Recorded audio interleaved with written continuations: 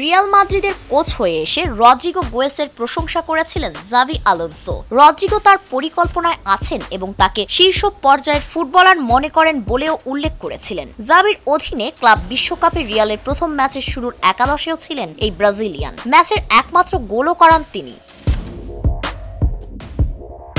কিন্তু দ্বিতীয় ম্যাচে রিয়ালের শুরুর একাদশে জায়গা হারান রদ্রিগো। ব্রাজিলিয়ান তরুণ বুঝেও গেছেন রিয়ালের যে সম্মান, যে পজিশন, যতটা সময় তিনি খেলতে চান আলোনসোর অধীনে তা মিলবে না। তিনি তাই নতুন এবং সেরা ঠিকানার খোঁজে নেমেছেন। সংবাদ মাধ্যম দাবি করেছে রিয়াল মাদ্রিদও 90 মিলিয়ন ইউরো পেলে ছেড়ে দেবে এই ব্রাজিলিয়ানকে।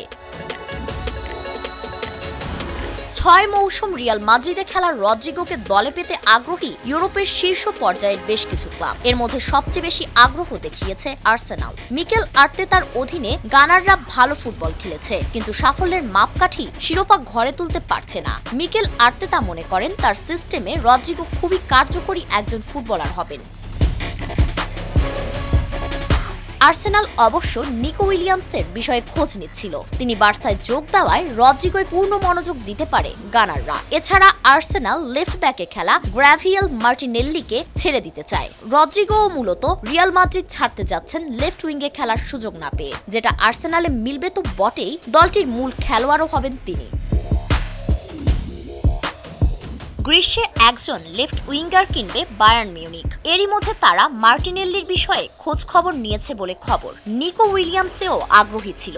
বায়ার্ন এখন পর্যন্ত রদ্রিগোকে পাওয়ার চেষ্টা না করার কারণ তার দাম। তবে বায়ার্ন যেহেতু ফ্লোরিয়ান উইটসের মোটা অঙ্কের অর্থ খরচে রাজি ছিল, সেটা রদ্রিগোয় বিনিয়োগ করতে পারে দলটি। বায়ার্ন মিউনিখও লেফট উইঙ্গার সংকটে ভুগছে। জামাল মুসিয়াল ও মাইকেল অলিসের সঙ্গে সমন্বয় করে খেলতে পারা ফরওয়ার্ড দরকার তাদের।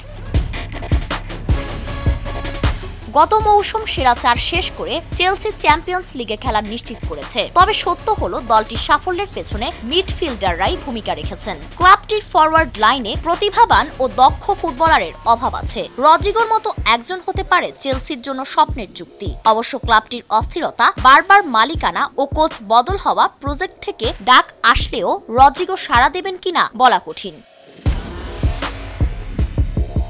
গত মৌসুমে রদ্রিগোর প্রতি আগ্রহী ছিল লিভারপুল ও ম্যানচেস্টার সিটি, কিন্তু রিয়াল মাদ্রিদ রদ্রিগোর পিঠে বিক্রির জন্য 9 ট্যাগ লাগিয়ে দেওয়ায় তারা অন্যত্র বিনিয়োগ করে ফেলেছে। লিভারপুল যেমন উইটসে মোটা অঙ্কের অর্থ ঢেলেছে, ম্যান সিটির লেফট উইঙ্গে ডোকু আছেন, সাবিনহো ও ওই পজিশনে খেলতে পারেন। আবার ওমর মারমাউসও মূলত লেফট উইঙ্গার। এই দুই ক্লাবের আপাতত রদ্রিগোকে কেনার সুযোগ কম। তবে পেপ গার্দিওলা সহজে রদ্রিগোর মতো ফুটবলার কেনার সুযোগ হাতছাড়া নাও করতে পারেন।